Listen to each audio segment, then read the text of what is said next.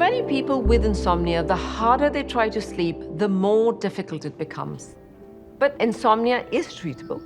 Really, what needs to change is that relationship they have with their sleep. And so, in addition to mindfulness and meditation, the first-line therapy typically is something called CBTI, or cognitive behavioral therapy for insomnia. CBTI is a set of tools and techniques that help reprogram the body to sleep when it wants to and to gain control over the ability to sleep. It has different components, like sleep restriction or stimulus control. Patients have to practice the principles of CBTI. And, if they fall off the bandwagon, they just have to climb back on. And that can be a frustrating process. Most of the time, it does work in people who have insomnia, even chronic, lifelong insomnia, but it's not the only treatment, and it doesn't work for everybody. Even when treatment is successful, that's not always the end of the story. Sometimes insomnia can recur weeks, months, or even years later. Old habits can be difficult to beat when the pressure never stops. Insomnia can go away for a while, but stress can bring it back.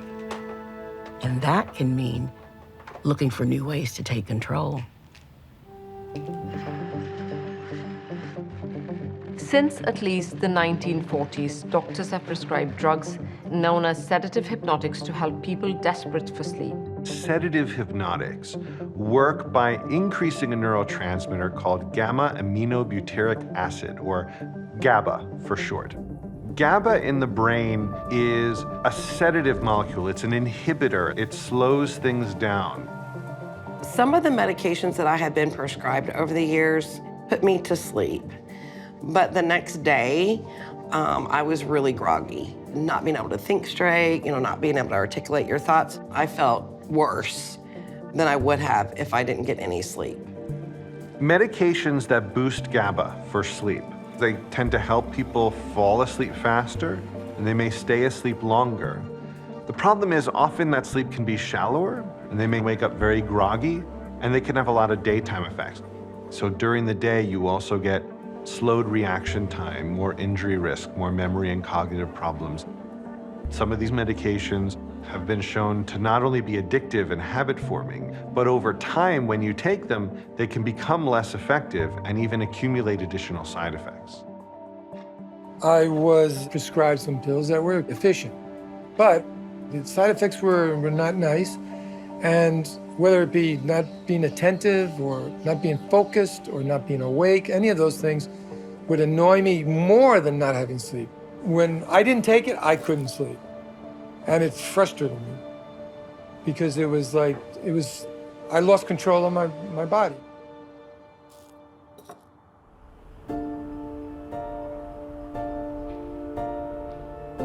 It would be easier for both of us if there was a clear answer. Something that works just right every time. No journey necessary. No need to change what you do, how you do it, or how much of it you do. In a one-size-fits-all world, we wouldn't need to have this talk. But that's not our world. Instead, you may need to climb mountains. You may need to confront inner demons. You may need to battle misperceptions. In this world, there is no hero without the quest.